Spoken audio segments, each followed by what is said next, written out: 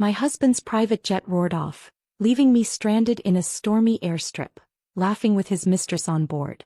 He thought I'd chase him. Instead, I rented my own jet to Dubai.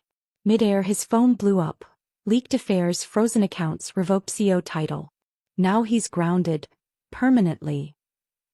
I stood on the rain-soaked tarmac, watching my husband's private jet roar into the storm clouds, his laughter still ringing in my ears as he departed with his mistress on board. In that moment, the jet, purchased with my father's company profits, became the perfect symbol of Robert's betrayal. As the aircraft disappeared into the dark sky, I knew with absolute certainty. He expected me to chase after him to beg for his return. Instead, I pulled out my phone to charter my own flight to Dubai. I had everything I needed to ground him, permanently.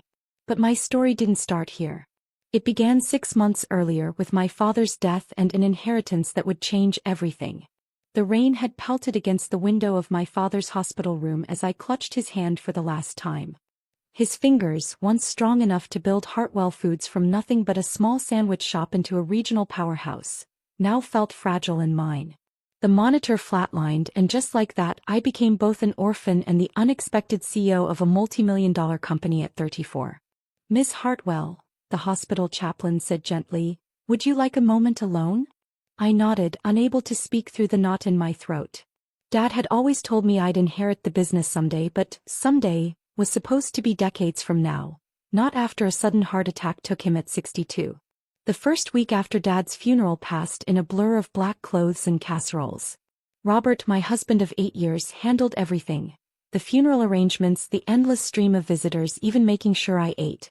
"You don't need to worry about anything right now," he whispered, holding me each night as I cried myself to sleep. "I've got you." When Dad's attorney, Mr. Greenberg, called about the will reading, Robert took the day off from his accounting job to come with me. I gripped his hand under the conference table as Mr. Greenberg adjusted his glasses and began reading the document that would change everything.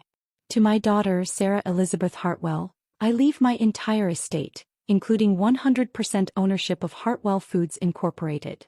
Mr. Greenberg paused to look at me over his glasses.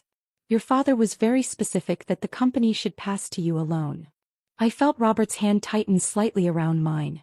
Dad had always been fond of Robert, but he'd never offered him a position at the company despite Robert's not-so-subtle hints about wanting to leave his accounting firm. "The company needs fresh blood," Dad would say, "but family businesses need clear leadership." The weeks that followed were a crash course in food industry management.